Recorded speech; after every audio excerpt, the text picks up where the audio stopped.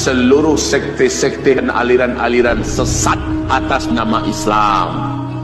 Seluruh Ahmadiyah, ya, Qadianiyah, Syiah, termasuk Islam Nusantara dan sebagainya. Ini yang aneh-aneh saja ajarannya.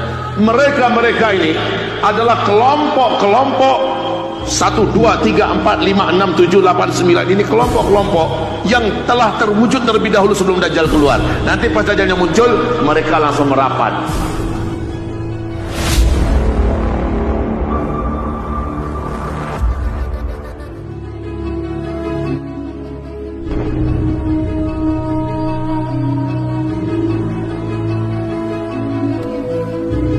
Assalamualaikum warahmatullahi wabarakatuh. Kaum muslimin yang kami muliakan, Dajjal ini saat dia keluar, dia belum langsung berhadapan dengan Imam Mahdi, tapi dia mempunyai misi kelilingi dulu seluruh dunia. Maka kata Rasulullah, tidak ada satu kota pun yang ada di muka bumi, baik kota besar atau kota kecil. Tembilahan ini kan kota ini, tapi kota kecil atau kota besar? Kota kecil. Melainkan Dajjal pasti akan sampai ke sana. Berarti Tembilahan, Dajjal akan masuk kemari. Tidak ada satupun kota di muka bumi melainkan Dajjal pasti memasukinya. Dajjal hanya seperti numpang lewat, tetapi dia sudah mampu memurtadkan dan mengkafirkan mayoritas penduduk di negeri-negeri itu. Tapi Dajjal tidak akan masuk ke desa-desa. Dajjal tidak akan pergi ke lembah-lembah, ke gunung-gunung, ke bukit-bukit. Namun kekuatan hipnotisnya, kaki tangannya yang bergerak, menjadikan orang-orang di desa-desa, di bukit-bukit, di lembah-lembah akan pergi merapat ke titik koordinat di mana Dajjal hadir di kota itu. Jadi yang dari kampung-kampung yang malah muncul menunggu kedatangan Dajjal ketika Dajjal masuk kota. Kaki tangan Dajjal dari kalangan manusia, setan jin, setan manusia bekerja mengumpulkan seluruh manusia agar menunggu Dajjal muncul. Saat Dajjal muncul, seluruh orang yang melihat Dajjal kafir langsung kepada Allah dan batal imannya, keluar imannya, batal syahadatnya, sujud menyembah Dajjal. Rasul bersabda, ketika orang ini sudah sujud menyembah Dajjal, dia pun kafir. Walaupun Dajjal sudah pergi meninggalkan kotanya, orang-orang yang sudah kafir kepada Allah itu dan tadi sujud kepada Dajjal tetap saja kafir sampai mereka mati dan mereka kekal di neraka Jahannam selama-lamanya. Jangan berharap akan ada yang taubat lagi. Jangan berharap akan ada yang taubat lagi. Selesai sudah dia.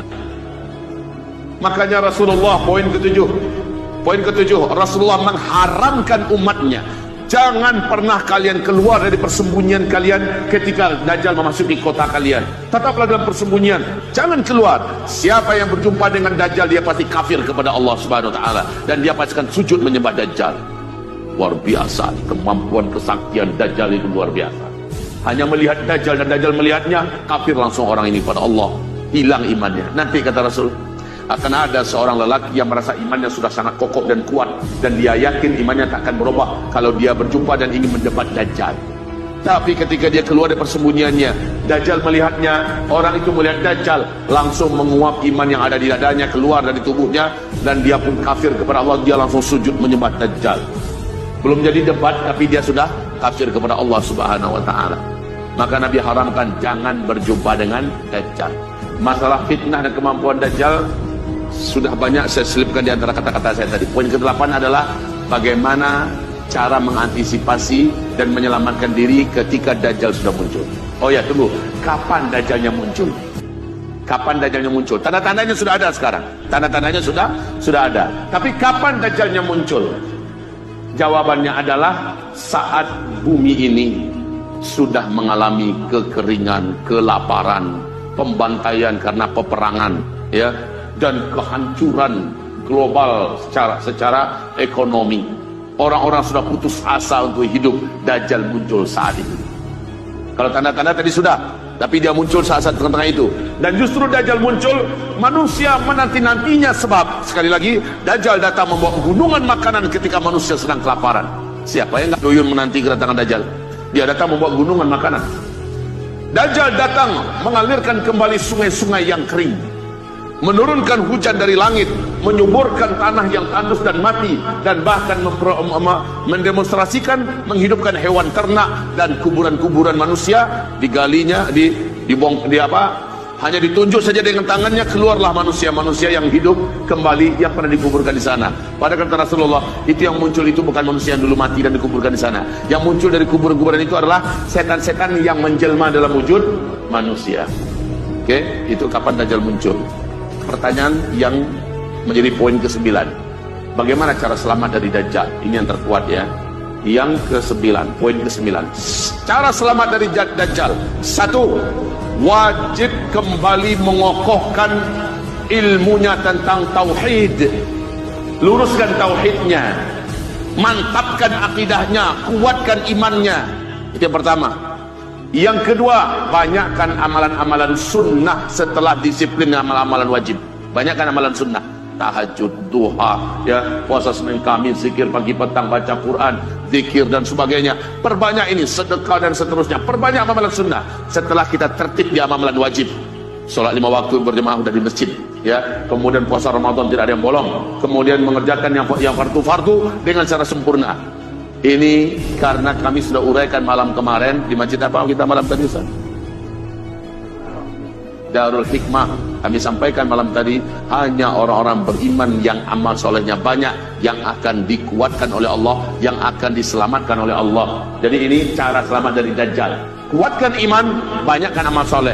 Yang ketiga, ketika kita sudah dengar Dajjal muncul, larilah segera ke dalam kota Mekah dan kota Madinah.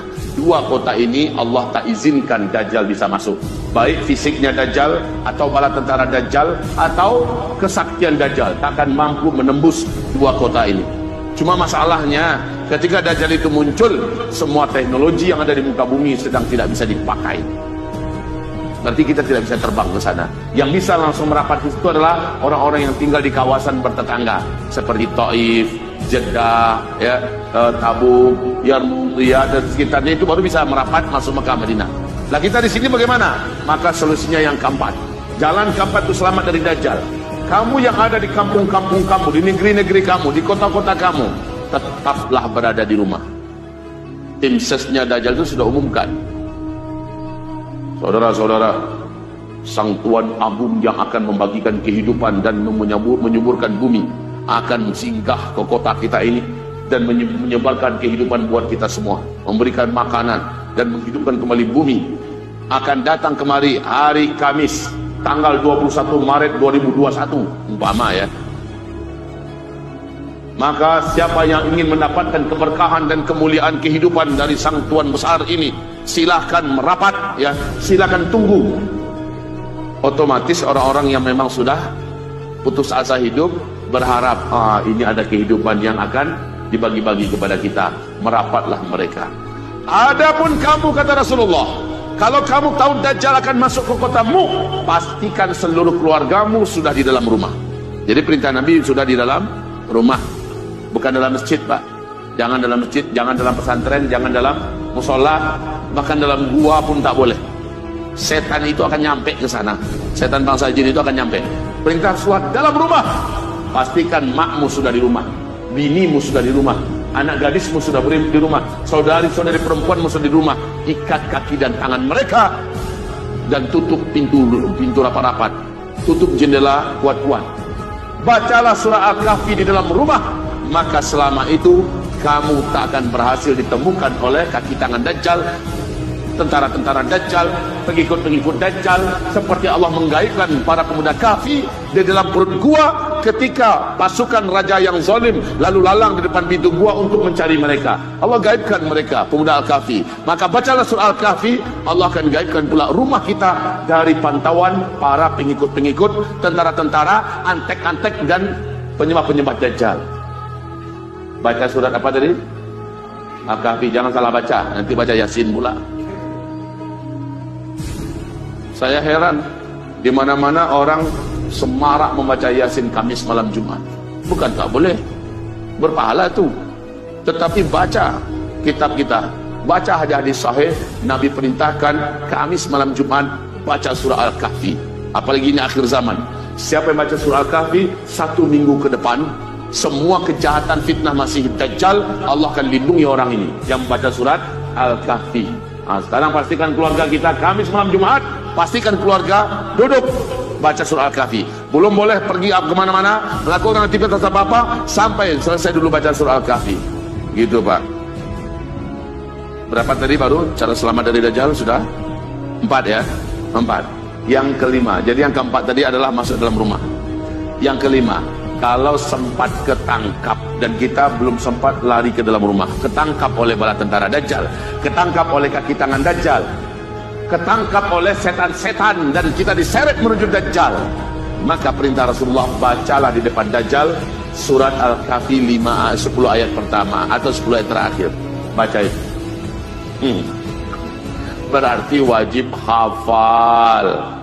Wajib hafal. Kan nggak mungkin pas kita diseret ketemu dengan Dajjal kita pegang Quran karena nggak hafal nih. Tuan Dajjal, tunggu sebentar, buka dulu yang mana surah Al-Kahfi ya. Sudah keduluan iman kita rontok, kita sudah kafir kepada Allah, kita sudah ditembus oleh sihirnya Dajjal. Baca surah Al-Kahfi itu 10 ayat pertama, Allah kebalkan kita dari sihir Dajjal, dari hipnotis Dajjal, dari kekuatan-kekuatan gaib Dajjal. Allah kebalkan kita. Gitu. Kaum muslimin yang kami muliakan, ini cara kelima selamat dari Dajjal. Cara keenam supaya selamat dari Dajjal, Rasulullah perintahkan setiap umatnya, bahkan diberikan contoh oleh Rasulullah, agar sebelum assalamualaikum warahmatullahi wabarakatuh, assalamualaikum, setiap sholat 5 waktu minimal ya, bacalah doa perlindungan dari Dajjal. Sama-sama kita baca, Allahumma inni a'udzubika min azabil qabr wa min azabin nar wa min fitnatil mahya wal mamat wa min fitnatil masihid dajjal. Baca ini. Imam Taus bahkan memerintahkan anaknya, nak ulang balik solatmu. Loh, kenapa ayah? Kau tadi solat sebelum salam, setelah tahiyat akhir kau tak baca doa perlindungan dari Dajjal. Baca balik. Para imam-imam dulu, para ulama-ulama dulu sangat peduli betul, jangan sampai ada keluarganya tidak membaca doa perlindungan dari Dajjal. Sudah hafal doa itu apa belum? Dia ada beberapa redaksi yang sedikit beda-beda tipis, nggak ada masalah itu. Kalau belum hafal, wajib hafal. Wajib hafal. Buka saja di Mr. Google doa perlindungan dari Dajjal, ketemu itu langsung. Allahumma inni a'udzubika min azabil qabri wa min azabin nar wa min fitnatil mahya wal mamat wa min fitnatil masihid dajjal. Baca. Terakhir, cara selamat dari Dajjal adalah cara selamat dari Dajjal yang ketujuh, yaitu perbanyak berdoa kepada Allah dari sekarang. Sebelum Dajjal muncul, perbanyak, ya Allah lindungi hamba, lindungi istri hamba, lindungi keluarga hamba, anak keturunan hamba dari Dajjal. Ketika Dajjal keluar, ya Allah selamatkan iman kami, selamatkan kami ya Allah. Ya, perbanyak doa. Man sarrahu ayastajibu ayastajiballahu lahu inda syada'id wal karib falyukthir du'a inda raha. Siapa yang senang sekali saja dia berdoa langsung Allah kabulkan di saat genting, di saat berbahaya. Hendaklah ketika lapang dia memperbanyak doa kepada Allah Subhanahu wa taala. Ketika genting Allah langsung selamatkan dia. Jadi perbanyak berdoa agar Allah selamatkan kita dari Dajjal. Terakhir, yang ke-8 supaya selamat daripada Dajjal, ibadah Allah yang kami muliakan, agar selamat daripada Dajjal, wajib seluruh kita tanpa terkecuali hamba-hamba Allah yang kami muliakan, kalau kita mampu, kalau kita bisa, bergabung dan merapatlah dengan Imam Al-Mahdi.